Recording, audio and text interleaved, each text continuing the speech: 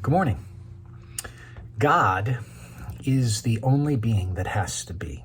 In philosophy, we speak about this of him being the only necessary being, or the necessity of an ultimately necessary being. So he is the sufficient grounding for all things that we experience. And I don't want to be too philosophical with you this morning, but we need to start there. And the reason we need to start there is that this moment right now that I'm recording this did not have to be, but it is. I did not have to be. My parents did not have to be. My grandparents, and we can go backwards, right? My dog doesn't have to be. The beautiful mountains don't have to be. All that we experience, aside from God himself, all those things are what we call contingent. That is, they subsist or exist based upon something else, both in terms of their causing to come into existence, as well as their sustaining their present existence. Time is like that.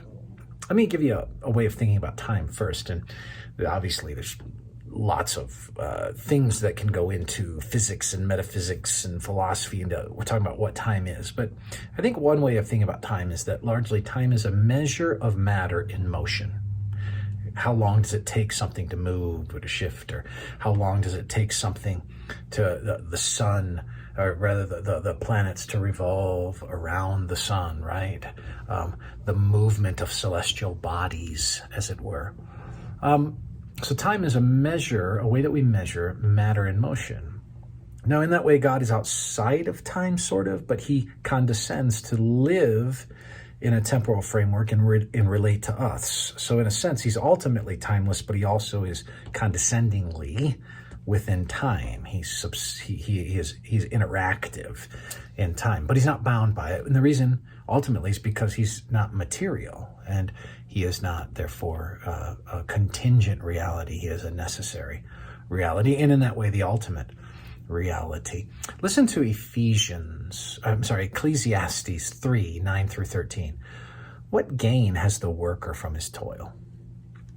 I've seen the business that God has given to the children of man to be busy with. He's made everything beautiful in its time. He has also put eternity into men's hearts, yet so that he cannot find out what God has done from the beginning to the end. I perceive that there is nothing better for them than to be joyful and to do good as long as they live. Also that everyone should eat and drink and take pleasure in all his toil. This is God's gift to man. What's God's gift to man? Time. The space to take pleasure, the space to work hard, the space to connect with people, to be joyful, the space to have relationships. This, right? He's put eternity in our hearts. That is, there's something calling us to more. There's something that sits within us that says, isn't there something outside of time? Isn't there something more than this? It's part even of, I think, our lamentation of the slipping away, it feels like, of time, right? Eternity in our hearts, but he has given you today. He has given you today. So you lay hold of it while it is called today, right? Because it is God's gift. You didn't have to be here. You didn't have to be on the other end of this video. You didn't have to be with whoever you are with. You didn't have to be where you are doing what you're doing, but you did. You are, and it is a gift. So you are to look to God according to James, the giver of all good gifts, the Father of heavenly lights, in whom there's no shifting of shadow, and be thankful for the gift of today. Time. May the Lord bless you.